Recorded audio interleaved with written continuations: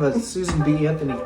We would push for Chili's to sponsor this, but we labeled some of their food junk food, so I don't know that they'd want that. Big Bang Theory? They're kind of funny.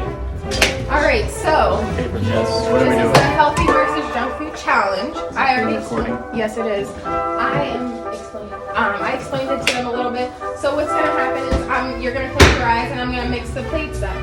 When I mix the plates up, you guys are gonna play rock, paper, scissors, and whoever wins gets the first pick. Alright. So All three of us are playing yeah, all three of you are What's gonna play. okay? What are the rock, paper, plates? scissors. So there's two healthy choice items and there's one junk food item. So Are the Christmas trees healthy? they're not. They're just random, so you can't see what the because you can see through the marker through. So okay, close your eyes.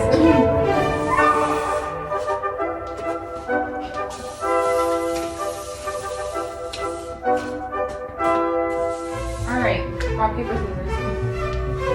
Wait, how are we doing this? 1, 2, 3, shoot. Okay. All three at the Ready? same time? Same time. 1, 2, 3, shoot. Okay, That's so a tie. you pick first. No, because he beats him too. Yeah, it's a tie. So good. Pick your All right, poison. no, Just pick one. just pick one. I'll take that. Number 3, apparently. Healthy. Junk. Alright. So we have some fried pickles and ranch. And then we have some hummus and carrots. You have to eat the hummus. So you have to eat Look at at the least time. Are those brownies done yet? Oh man, oh my phone's dying. Turn this off. And there's my I'm happy ride. with it. Go ahead, Nikki. Hey, fried pickles. No one invited us to Thanksgiving this year. Wow, COVID.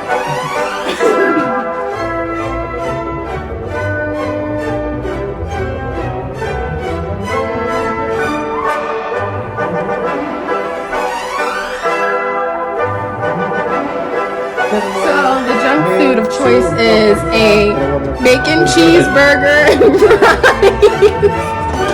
Carrots, Garrett's like, man, I wish I were better at rock, paper, scissors. I had that for lunch though, so I'm not even like Yeah. upset. and then He did, what except Tony the and other Garrett get is a chicken salad and with a vinaigrette dressing. Is it a white balsamic vinaigrette dressing? It looks like it for Italian. And you can put the appropriate amount on there. Well, thank you very much.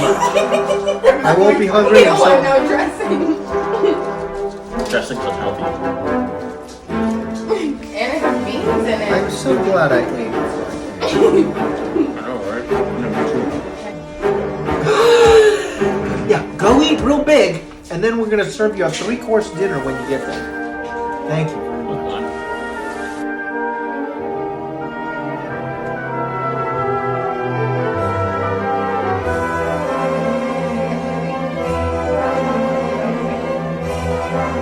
This one tastes like plastic.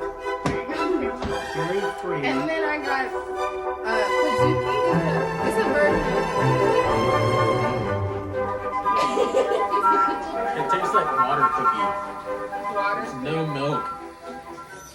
Where's the Hey, New Life Youth. Welcome back to day 3 of the Advent calendar. Just a reminder, remember to like, share, and tag 2 friends for a prize. So let's get back into the story. All the promises of the prophets were carried on the shoulder of the one born in Bethlehem. And he fulfilled all of them. Maybe you endured one of those awkward moments when important visitors, friends you haven't seen for a while, or distant relatives show up unannounced. It's good to see them, but you would have enjoyed the luxury of being prepared for their company. Well, Jesus didn't show up to the earth unannounced. A whole company of prophets spoke on the prophecies that not only pointed to the surety of his coming, but made specific promises about what his coming would produce. Micah prophesied that Jesus would be born in Bethlehem. Isaiah prophesied that something specific about and unthinkable about his birth, that he would be born of a virgin. In Genesis 22, it tells us that Jesus would be born as a descendant of Abraham, and such would be the ultimate fulfillment of God's covenant promises. The Old Testament foretells that Jesus would be called out of Egypt. Jeremiah tells us that Jesus would be born in the middle of the worst kind of human suffering. These prophecies remind us that Jesus is the result of an unstoppable zeal of a God of glorious, redeeming grace. That God wouldn't leave his world in its evil-scarred condition of brokenness. These and many other prophecies remind us that the great author of history's plot determined that an overarching theme that he would not be judgment but grace. The only divine Son of God would be up to the task of living a perfectly righteous life in the middle of sin and suffering, dying an acceptable death that would satisfy his Father's holy requirements, and raise out of the tomb of his death as the author of eternal life for all those who place their trust in him. But there's one thing that you need to understand today.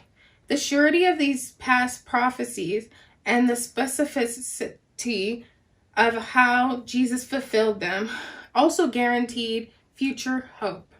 The story of the prophets old pointed out not only its final conclusion, but it means that today in your life and in mine, God is still working his unstoppable plot, and he will not relent or rest until that all that the prophets had predicted is fully realized in the lives of every one of his children.